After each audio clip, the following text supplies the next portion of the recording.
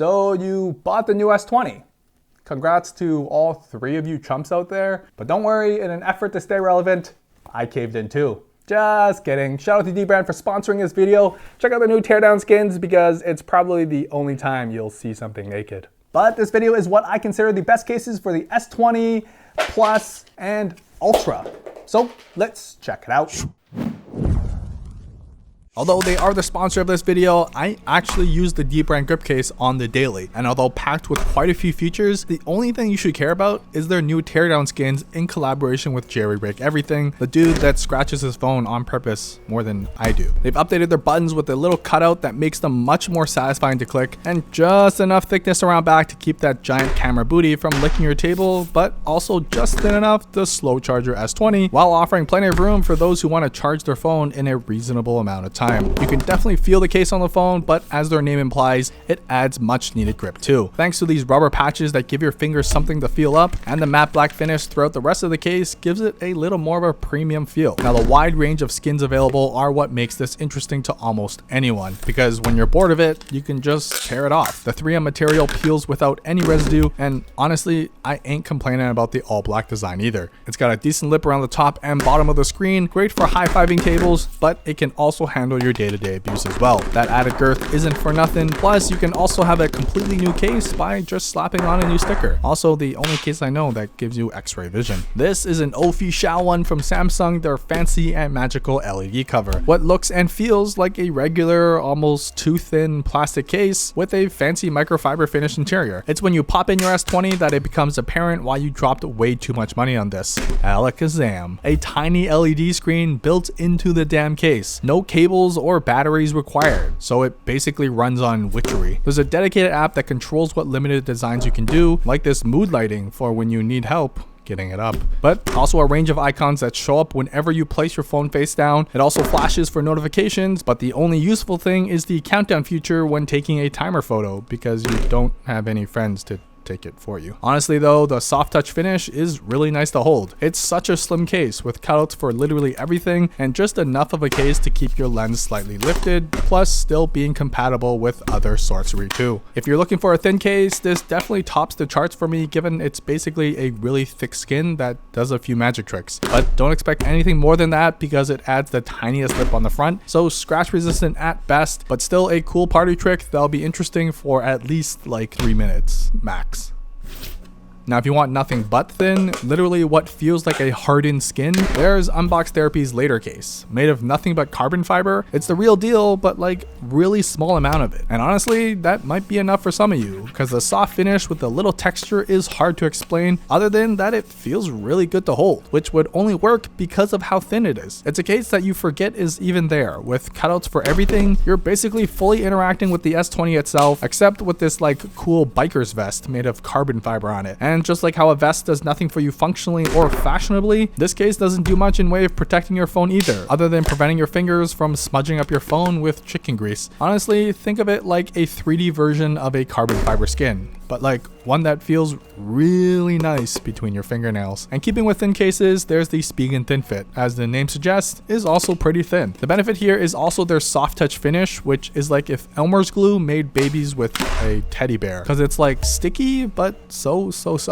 You have to feel it to believe it. And as all thin cases should, there's cutouts for all buttons and ports, but a surprisingly thick butt around the camera lens that I'm not opposed against. This is easily one of the best cases I've held and is in my constant rotation of daily cases. But if you suck at holding things, you don't deserve this case, as there isn't much in way of keeping your phone protected either, although with the magical finish on this case, I'd be surprised if you still manage to drop it. I'm on their ship right now. They look just like us. Next, straight up, I'm not a fan of folios, I'll put that out there, but the official Samsung S View flip cover has a neat trick up its sleeve. The front cover has a window, and when closed, wabam, the case whispers into the S20's ear and you get a specifically designed UI to show through. On the top, you get the time displayed horizontally, making it difficult to read. Then the bottom has notification icons you can't actually interact with. And don't forget, you also get complete regret for spending any money on this. Although as a case, it's not that much better. It's thin, which is great when it comes to folios, but it's too thin around back in my opinion to keep your lenses safe. You do, however, get one superpower. You can answer and decline phone calls through the peephole, which doubles your regret forget because no one ever actually calls you. Thankfully, it can at least still let you slow charge. Now, it does have one thing going for it. It feels really good in the hand. It's this cloth-like material, kind of like nylon, but who cares? It feels great. The folio itself is pretty useless though. There's no card pockets and it doesn't double as a stand either. But that window cutout does mean you can still take photos when it's folded around back,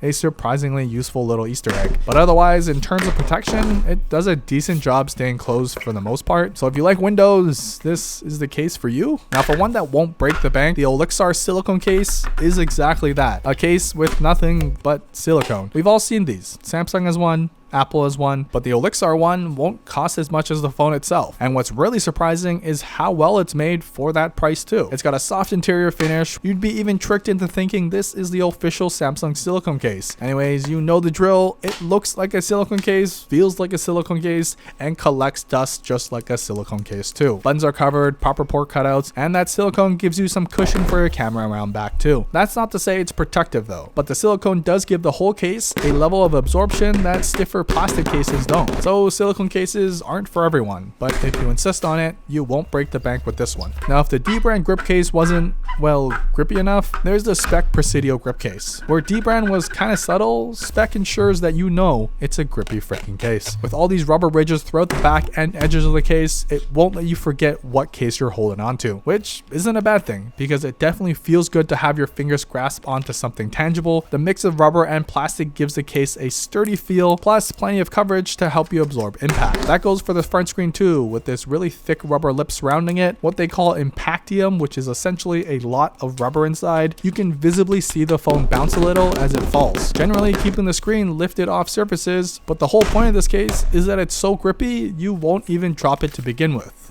In theory at least. As a side offer, they also have it in this perfect clear colorway, not as grippy as it lacks the rubber feel in place of a glossy finish, but it still sports that ridge pattern design around back and is, well, a very clear case that also doubles as a musical instrument too. But for an affordable clear option though, there's the Ringke Fusion X. It makes my phone feel like some intergalactic communication device. Nerding aside though, it's also about $8 only. However, if you're balling out though, spend another $5 and you can camouflage your phone. Or my favorite, this translucent blue, which gives off a retro Game Boy vibe that I fully support. The case isn't anything special. The buttons are a little flat and can be tricky to push. There's a decent hump around the camera and plenty of space for ports and your speakers. It's really all about this clear back, which makes the teardown skin look even more wicked.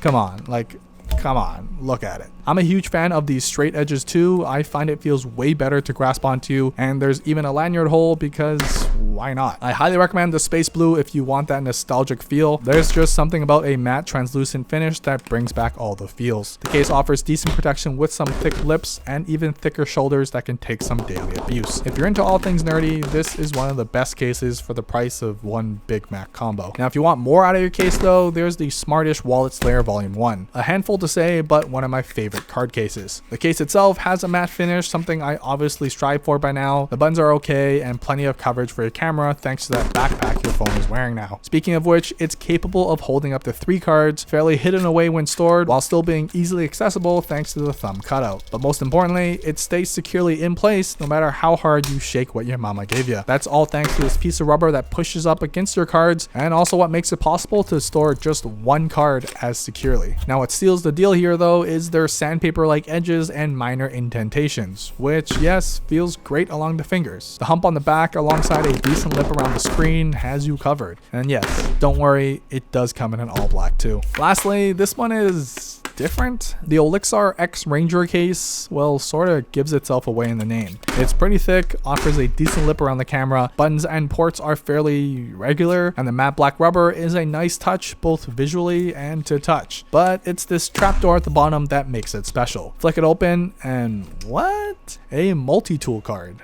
Yeah, hidden inside the case, because you never know when you're going to need 9 different wrench sizes on demand. I've been there. It's not pretty when you don't. The tool itself is made of a sturdy metal construction, but if it's not your thing, the case doubles as a single card holder as well for that special card. And don't worry, it's a thick case, but not thick enough apparently. The door itself stays securely shut when you need it to, and if you are some sort of ranger, get it? Because it's called X-Ranger. And you have your own tool of choice, it might just fit in too. The backside of the case has this textured wood grain-like feel and overall provides enough coverage for daily abuse. Look, I can see why you'd not want to buy this case if you wanted to stay attractive or something, but for those who enjoy staying single, this is for you. Comment down below what your favorite Asian snack is. Mine goes to a crunchy bar. Anyways, I rest my cases.